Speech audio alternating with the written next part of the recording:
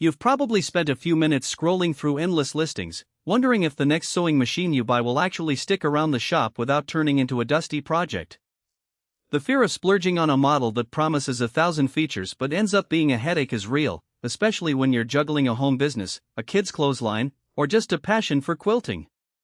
What you really need is something that feels solid when you sit down, doesn't demand a PhD to set up, and actually makes the time you spend at the table count. Link is in the description if you want to check the product details on Amazon.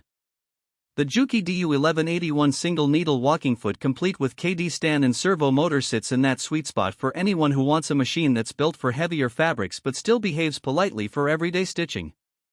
It's not a flashy tabletop gadget, it's a full-size, knockdown unit that comes with a sturdy stand, a walking foot, and a servo-driven motor, all packaged together so you can get it out of the box and into production mode with a bit of assembly. Let's start with the first question most of us ask: do I actually need a walking foot? If you've ever tried to quilt a thick, multi-layered blanket and found the fabric bunching up or the top layer shifting, you know the answer. The walking foot on the DU1181 is driven by its own feed mechanism, which synchronizes with the top and bottom feed cams. In practice, that means the foot pushes the fabric forward at the exact same rate the needle pulls it through, keeping layers locked together. I've seen it work on denim cotton mixes, leather patches on jackets, and even on a 3-layer quilt sandwich without any slippage. For anyone making bags, upholstery, or heavyweight garments, that reliability is a game changer. The servo motor is another practical perk. Unlike the older clutch-type motors that run at a constant speed, the servo lets you dial in speed from a gentle 100 stitches per minute up to the machine's 2000 stitch peak. That range is useful when you're doing delicate hand-stitched seams and want to slow down for precision, then crank it up for straight-line basting on a tote bag. The motor's variable speed also means it's quieter than many industrial-style machines, which is a subtle but welcome bonus if you share a workspace or have kids running around. Now, about the setup. The DU1181 arrives partially assembled. You'll need to attach the KD stand, mount the walking foot, and thread the machine.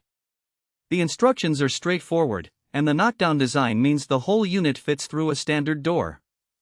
The only hiccup is that you have to spend about 30 minutes tightening a few bolts and aligning the feed cams. If you're comfortable with a screwdriver and a little patience, that's hardly a deal breaker. However, if you're looking for a plug-and-play solution that you can set up in 5 minutes, this isn't it. The initial assembly cost in time is the hidden trade-off for the sturdier construction and the ability to bolt the machine down securely for heavy use. Let's talk about needle and thread compatibility. The machine accepts DP17 needles ranging from size 21 up to 23, covering most general-purpose, denim, and leather needs. Thread capacity runs from a fine 40 up to a bulky 8, and it can handle bobbins from B33 to B92. In plain English, you won't be forced to buy a special needle for each fabric. The range is broad enough that you can keep a single needle set and a handful of thread spools for the majority of projects. That flexibility translates into less downtime hunting for the right consumable. One practical limitation you'll notice right away is that it's a single needle machine.